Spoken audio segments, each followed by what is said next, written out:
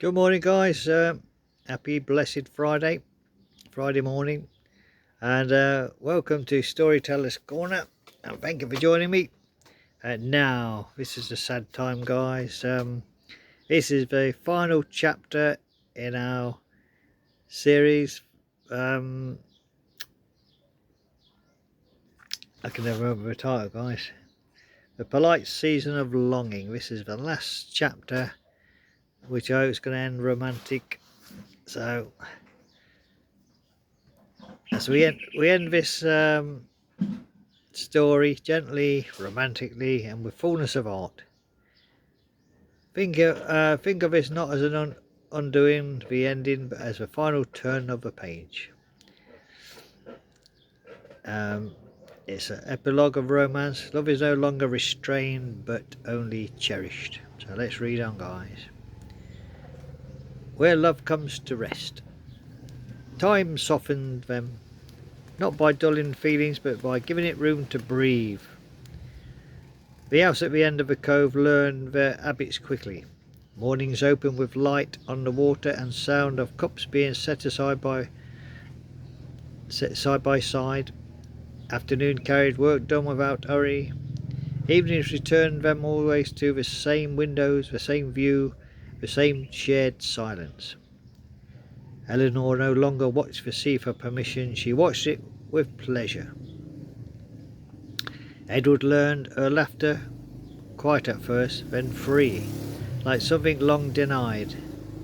He learned the particular way she rested her hand at the elbow when she was content, and how she leaned towards her when she thought no one was noticing. Here no one minded. One evening, as the tide drew close and the sky softened into dusk, Eleanor stood by the window with her hair unpinned, the day released from her shoulders. You know, she said thoughtfully, I once believed love was something one endured politely. Edward smiled. And now? And now, she said, turning towards him, I know it's something one chooses, daily, gladly. He crossed the room and took her hand, warm and sure. I choose you, he said, not for courage, not defiance nor sacrifice, only because life is fuller beside you. She rested her forehead against his. And I choose you, she replied, because I no longer wish to be careful with my heart. Outside, the sea pressed gently against the shore, as it always would.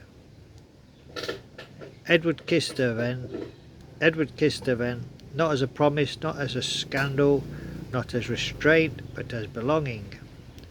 The kiss was unhurried, certain, and tender, with the knowledge that nothing more needed to be proved. When they parted, Eleanor smiled, a smile without reserve. She said softly, is where longing ends. This, she said softly, is where longing ends. No, Edward answered, it's where it becomes love.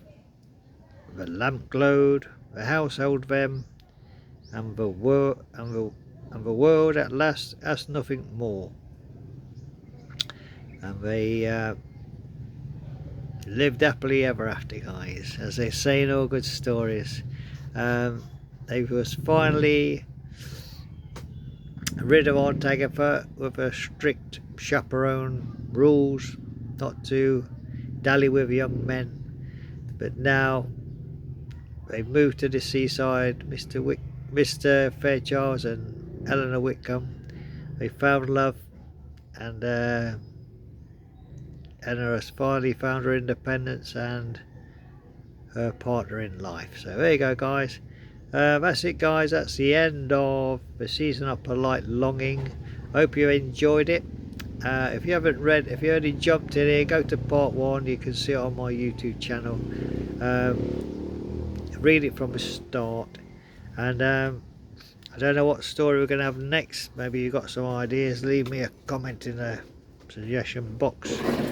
And tomorrow we'll have a spiritual short story, The Bench by the Road. So we'll read that tomorrow in place of this one. By Monday, hopefully we've got a new story, but we'll see. But tonight, never fail. Topsy Tickle Town is here. We're going to Topsy Tickle Town, guys, for chapter 26. The moon townsfolk who floated sideways. So let's see what that's all about tonight, guys, in Topsy Tickle. But the other story, I hope you enjoyed that, the Edwardian England tale. Excuse me, guys. Hope you enjoyed that tale.